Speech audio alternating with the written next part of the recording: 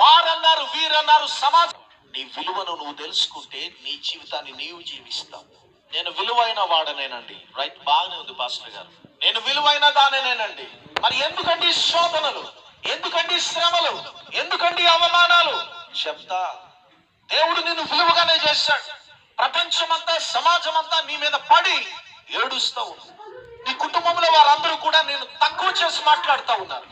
నీ విలువ ఏంటో వారికి తెలియపరిచేటువంటి సమయాన్ని దేవుడు నిర్ణయించాడు.